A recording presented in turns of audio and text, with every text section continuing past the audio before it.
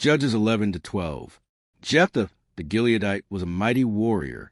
His father was Gilead. His mother was a prostitute. Gilead's wife also bore him sons, and when they were grown up, they drove Jephthah away. "You are not going to get any inheritance in our family," they said, "because you are the son of another woman." So Jephthah fled from his brothers and settled in the land of Tob, where a gang of scoundrels gathered around him and followed him.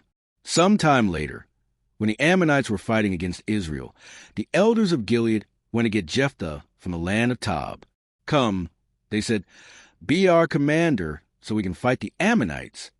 Jephthah said to them, "Didn't you hate me and drive me from my father's house? Why do you come to me now when you're in trouble?"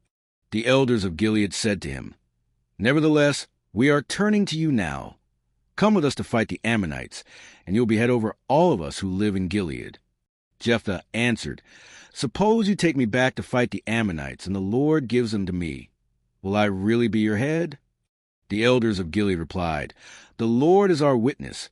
We will certainly do as you say." So Jephthah went with the elders of Gilead, and the people made him head and commander over them, and he repeated all his words before the Lord in Mizpah. Then Jephthah sent messengers to the Ammonite king with the question, "What do you have against me that you have attacked my country?"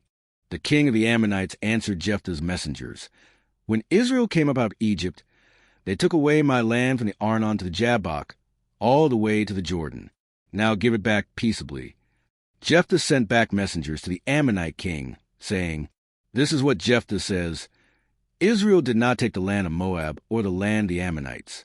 But when they came up out of Egypt, Israel went through the wilderness to the Red Sea and on to Kadesh. Then Israel sent messengers to the king of Edom, saying, 'Give us permission to go through your country.' But the king of Edom would not listen. They sent also to the king of Moab, and he refused. So Israel stayed at Kadesh. Next they traveled through the wilderness, skirted the lands of Edom and Moab, passed along the eastern side of the country of Moab, and camped on the other side of the Arnon. They did not enter the territory of Moab, for the Arnon was its border. Then Israel sent messengers to Sihon king of the Amorites, who ruled in Heshbon, and said to him, 'Let us pass through your country to our own place.' Sihon, however, did not trust Israel to pass through his territory. He mustered all his troops and encamped at Jahaz and fought with Israel. Then the Lord, the God of Israel, gave Sihon and his whole army into Israel's hands, and they defeated them. Israel took over all the land of the Amorites who lived in that country, capturing all of it from the Arnon to the Jabbok and from the desert to the Jordan. Now, since the Lord, the God of Israel, has driven the Amorites out before his people Israel, what right have you to take it over? Will you not take what your god Chemosh gives you? Likewise, whatever the Lord our God has given us, we will possess. Are you any better than Balak son of Zippor, king of Moab? Did he ever quarrel with Israel or fight with them? For 300 years Israel occupied Heshbon, Aroer, the surrounding settlements, and all the towns along the Arnon. Why didn't you retake them during that time? I have not wronged you, but you are doing me wrong by waging war against me. Let the Lord, the judge, decide the dispute this day between the Israelites and the Ammonites." The king of Ammon, however, paid no attention to the message Jephthah sent him. Then the Spirit of the Lord came on Jephthah. He crossed Gilead and Manasseh, passed through Mizpah of Gilead, and from there he advanced against the Ammonites. And Jephthah made a vow to the Lord, "If you give the Ammonites into my hands, whatever comes out of the door of my house to meet me when I return in triumph from the Ammonites will be the Lord's, and I will sacrifice it as a burnt offering." Then Jephthah went over to fight the Ammonites, and the Lord gave them into his hands. He devastated 20 towns from Aroer to the vicinity of Minnith, as far as Abel-keramim.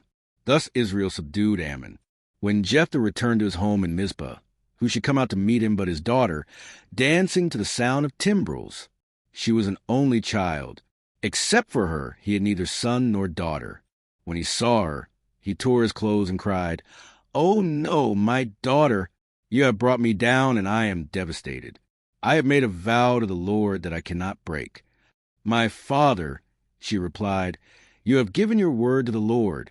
Do to me just as you promised, now that the Lord has avenged you of your enemies, the Ammonites. But grant me this one request," she said.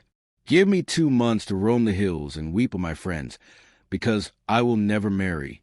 You may go, he said, and he let her go for 2 months. She and her friends went into the hills and wept because she would never marry.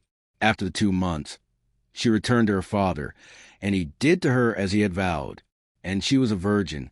From this comes the Israelite tradition, that each year the young women of Israel go out for 4 days to commemorate the daughter of Jephthah the Gileadite. Jephthah and Ephraim, the Ephraimite forces were called out, and they crossed over to Zaphon. They said to Jephthah, "Why did you go to fight the Ammonites without calling us to go with you? We're going to burn down your house over your head." Jephthah answered, "I and my people were engaged in a great struggle with the Ammonites, and although I called, you didn't save me out of their hands. When I saw that you wouldn't help, I took my life in my hands and crossed over to fight the Ammonites, and the Lord gave me the victory over them. Now why have you come up today to fight me?" Jephthah then called together the men of Gilead and fought against Ephraim.